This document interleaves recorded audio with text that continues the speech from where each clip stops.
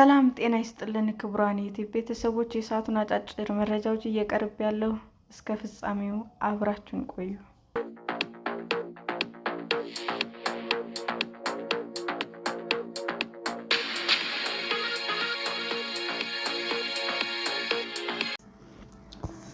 በአሜሪካ ሚኒሶታ ከተገዛች 3 ወር የሆናት የኢትዮጵያ ኦርቶዶክስ ቤተክርስቲያን የደረሰባት ውድመት።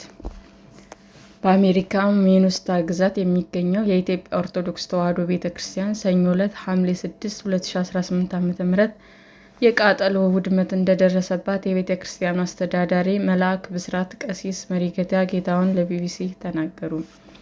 በሰሜን አሜሪካ ሚኒሶታ ደብረ ብስራት ቅዱስ ገብርኤል እና ቅድስት አርሴማ ቤተክርስቲያን ከተመሰረተች 9 ዓመት ቢሆናትም በቃጠሎ ወድመው በቤተክርስቲያን ገዝተው ከገቡ ግን 3 ወር እንደሆናቸው አስተዳዳሪው ተናግረዋል።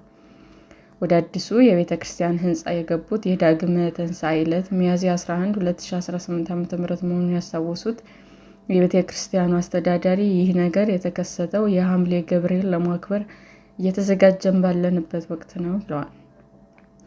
አስተዳዳሪው ለቢቢሲ በሰጡት ቃለ ምልልስም በሮዝማውንት ሚኒሶታ የምትገኘው ይህች ቤተክርስቲያን ቃጠሎ መከሰቱን እየሰማ ነው። ሰኞ ዕለት ቀድሰን ወጥተን ወደ ቤታችን እየሄድን ባለንበት ወቅት ተደውሎ ነው ብለዋል። እስካሁን ድረስ የቃጠሎ መንስኤን ለማወቅ የአካባቢው ፖሊስ ምርመራ እያደረገ መሆኑን የገለጹት አስተዳዳሪው ምክንያቱን አላወቅንም፣ እኛ ቅዳሴ ከጨረስን በኋላ በጥንቃቄ ሁሉንም ነገር አጥፍተን የወጣነው ሲሉም አስረድተዋል። በሀገሬው ሰዓት አቆጣጠር ሰኞ ረፋድ 4:46 አካባቢ የሚኒሶታ ደብረ ምስራቅ ቅዱስ ገብርኤል እና ቅድስት አርሴማ የኢትዮጵያ ኦርቶዶክስ ቤተክርስቲያን ላይ የደረሰ የእሳት ቃጠሎ የበርካቶችን ልብ ሰብሯል።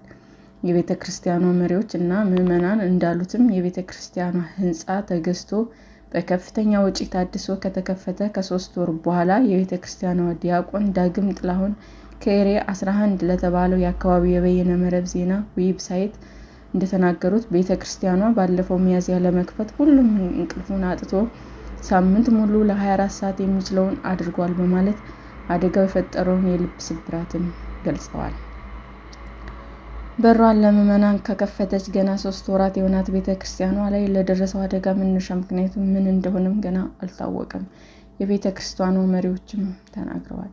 በእውነቱ በእጅጉ የሚያሳዝን ነው፣ ልብ የሚሰብር ነው ያሉት ዲያቆን ጥላሁን በርካታ ሰዎች በአደጋው ምክንያት ሲያለቅሱ ታይተዋል በማለት አደጋው የፈጠረውን ሐዘን ገልጸዋል። የቤተክርስቲያኑ አስተዳዳሪ ለቢቢሲ እንደተናገሩት ቅዳሴ ጨርሰው ከወጡ ከ30 ደቂቃ በኋላ ቃጠሎ መከሰቱን ተደውሎ እንደተነገራቸው አስታውሰው ከባድ ቃጠሎን የነበረው ስንደርስ የእሳት አደጋ ሰራተኞች እያጠፉ ነበር ብለዋል።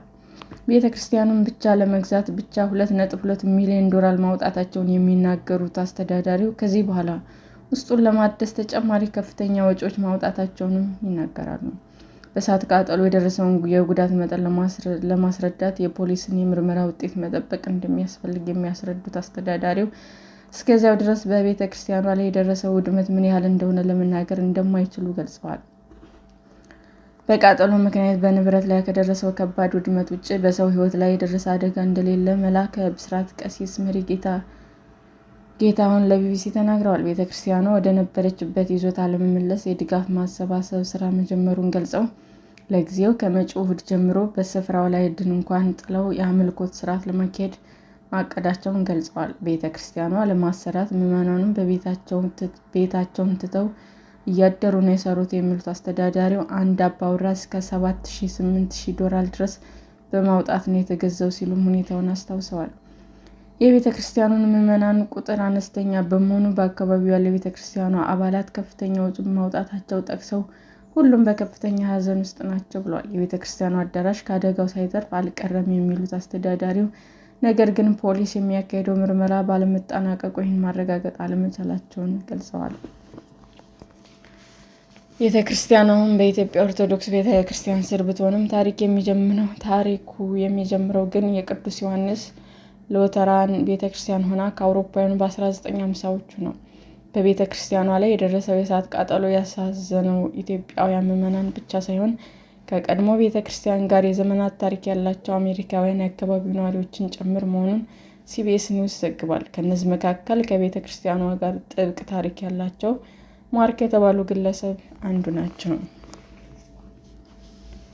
ከእነዚህ መካከል ከቤተ ክርስቲያኗ ጋር ጥብቅ ታሪክ ያላቸው ማርክ የተባሉ ግለሰብ አንዱ ናቸው።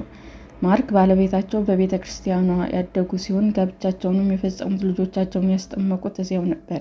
በሰሜን አሜሪካ ሚኒሶታ ውስጥ ብቻ የተቃጠለችውን ጨምሮ 5 የኢትዮጵያ ኦርቶዶክስ አብያተ ክርስቲያናት ይገኛሉ።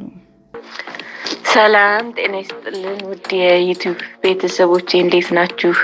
አዲስ ጀማሪ ነኝና ሰብስክራይብ ያደረጋችሁ አበረታቱኝ። አመሰግናለሁ። የዩቲዩብ አድማጮቻችን ለሰዓቱ ያቀረብኩላችሁ አጫጭር መረጃዎች ይህንን ይመስል ነበር። በሌላ መረጃ እስክንገናኝ ሼር፣ ላይክ፣ ሰብስክራይብ እንዲሁም ቢቀርብልን የምትሉት መረጃ ካለ ኮሜንት እያደረጋችሁ ቸር ቆዩን።